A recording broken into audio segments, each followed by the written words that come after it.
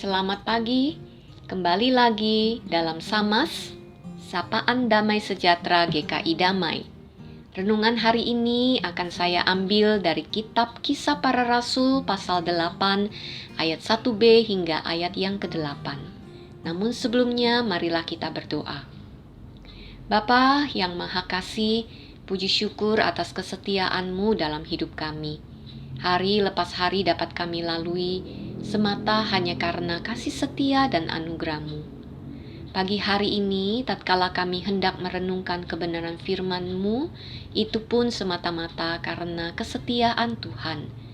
Berkata-katalah kepada setiap kami, karena kami telah siap mendengar. Dalam nama Tuhan Yesus, kami berdoa. Amin. Kisah Para Rasul pasal 8 ayat 1b hingga ayat yang ke-8 berbunyi seperti ini. Pada waktu itu, mulailah penganiayaan yang hebat terhadap jemaat di Yerusalem. Mereka semua kecuali rasul-rasul tersebar ke seluruh daerah Yudea dan Samaria. Orang-orang saleh menguburkan mayat Stefanus dan meratapinya dengan sangat. Tetapi Saulus berusaha membinasakan jemaat itu, dan ia memasuki rumah demi rumah dan menyeret laki-laki dan perempuan keluar dan menyerahkan mereka untuk dimasukkan ke dalam penjara. Mereka yang tersebar itu menjelajah ke seluruh negeri itu sambil memberitakan Injil. Dan Filipus pergi ke suatu kota di Samaria untuk memberitakan Mesias kepada orang-orang di situ. Ketika orang banyak itu mendengarkan pemberitaan Filipus dan melihat tanda-tanda yang diadakannya, mereka semua dengan bulat hati menerima apa yang diberitakannya itu. Sebab dari orang banyak yang kerasukan roh jahat, keluarlah roh-roh itu sambil berseru dengan suara keras. Dan banyak juga orang lumpuh dan orang timpang yang disembuhkan. Maka sangatlah besar sukacita dalam kota itu. Sampai di sini pembacaan firman Tuhan. Bapak Ibu, bacaan kita tadi menyinggung dua nama tokoh besar, yakni Stefanus dan Filipus.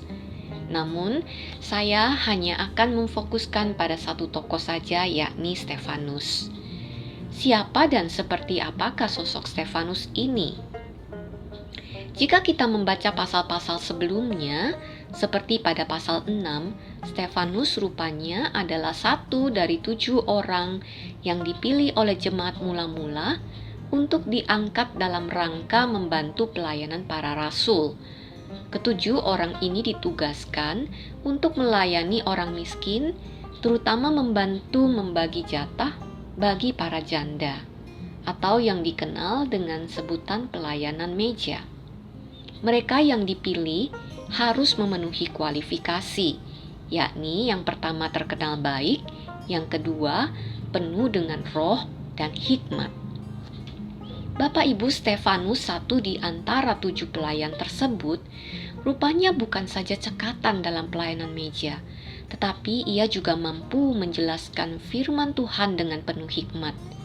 Ia dikatakan sebagai pribadi yang penuh iman, penuh dengan karunia dan kuasa, sehingga dapat melakukan mujizat dan tanda di antara orang Yahudi dan Yunani saat itu. Atas kemampuannya ini, Stefanus menarik perhatian jemaat Yahudi yang disebut kelompok Libertini. Siapakah kelompok Libertini ini? Kelompok Libertini adalah kelompok orang-orang yang pernah menjadi budak di bawah kekuasaan Roma, namun mereka telah mendapatkan pembebasan. Jemaat Libertini mengundang Stefanus untuk bersoal jawab. Tetapi sayangnya mereka tidak lagi sanggup berargumentasi dengan Stefanus, karena hikmat yang dimiliki oleh Stefanus dan roh yang mendorong Stefanus untuk berkata-kata. Bapak Ibu dapat melihat di dalam pasal 6 ayat yang ke-10. Maka orang-orang Yahudi ini menghasut orang banyak, mengadakan gerakan yang tidak lain berisi tua-tua dan ahli-ahli Taurat yang sejak awal memang telah membenci dan menolak Tuhan Yesus.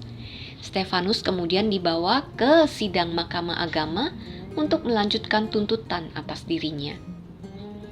Dalam persidangan tersebut, Stefanus menjelaskan dengan panjang lebar tentang firman Allah mulai dari peristiwa Abraham. Sesungguhnya dalam peristiwa sidang mahkamah tersebut, para anggota sidang telah melihat dan merasakan kehadiran Allah melalui rupa wajah Stefanus yang tampak seperti seorang malaikat. Namun sayangnya, anggota sidang tetap mengeraskan hatinya. Mereka menolak Tuhan. Sampai akhirnya Stefanus diseret keluar kota, dirajam dengan batu sampai mati. Yang menariknya Bapak Ibu dari kisah ini, justru melalui kematian Stefanus yang begitu mengerikan, tidak memadamkan semangat jemaat mula-mula untuk memberitakan firman Tuhan. Mereka malah tersebar hingga ke daerah Yudea dan Samaria, daerah orang-orang non-Yahudi, untuk memberitakan firman Tuhan. Bukankah ini suatu hal yang janggal, yang berseberangan dengan hal yang umumnya terjadi? Kita pada umumnya membungkamkan mulut seseorang, mematikan gerakan dan jejaknya dengan mengancam, atau tindakan terburuk adalah dengan membunuh. Tetapi apa yang terjadi melalui peristiwa Stefanus, justru penganiayaan dan pembunuhan tidak mematikan gerakan yang terjadi. Sebaliknya malah semakin menumbuhkan keberanian untuk jemaat mula-mula menyebar ke berbagai kota dan wilayah untuk semakin memberitakan kebenaran Tuhan. Nah, Bapak Ibu, apakah yang dapat kita tarik melalui peristiwa Stefanus dan jemaat mula-mula ini dalam kehidupan iman kita? Yang pertama yang dapat saya tarik adalah bahwa tidak ada satupun kekuatan yang dapat menghalangi pekerjaan yang dilakukan manusia jika pekerjaan itu digerakkan oleh hikmat dan kekuatan dari Roh Kudus. Hikmat manusia justru menjadi kebodohan karena tidak lagi sanggup untuk melawan hikmat Allah. Peristiwa tentang penghasutan dan pemutarbalikan fakta yang diberikan atau diberlakukan kepada Stefanus menjadi tanda tindakan yang di luar akal sehat alias sebuah tindakan bodoh semata. Tindakan ini tidak dapat menghalangi pekerjaan yang digerakkan oleh Roh Kudus. Yang kedua, yang kita bisa lihat adalah melalui penganiayaan dan kematian, Tuhan sesungguhnya sedang membuka jalan yang lebih luas, yakni merealisasikan rancangannya yang lebih besar. Apakah rencana yang lebih besar yang Tuhan maksudkan melalui peristiwa penganiayaan ini? Yakni Tuhan ingin agar orang-orang non-Yahudi dapat mendengar, mengenal, dan menerima Kristus sebagai Tuhan dan Juru Selamat mereka. Yang ketiga, Bapak Ibu, apakah yang membuat jemaat mula-mula semakin tersebar dan berani memberitakan Injil? Jawabannya adalah karena mereka tahu dan menyaksikan dengan mata kepala mereka sendiri bahwa kematian Stefanus bukanlah kematian yang sia-sia, melainkan kematian yang memberikan pengharapan. Sebab ketika Stefanus mengakhiri detik-detik hidupnya, ia bersaksi dan berkata, "Sungguh aku melihat langit terbuka dan Anak Manusia berdiri di sebelah kanan Allah." Artinya Stefanus tidak berjuang untuk sesuatu yang sia-sia, melainkan sesuatu yang benar dan real. Hal inilah yang memberi pengharapan kepada jemaat mula-mula untuk terus menyebarkan firman Tuhan dengan berani.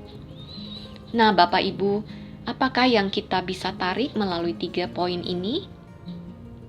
Apakah kita juga dapat mengatakan ya dan amin atas apa yang telah disaksikan dalam kematian Stefanus dan karya yang terus diteruskan oleh jemaat mula-mula?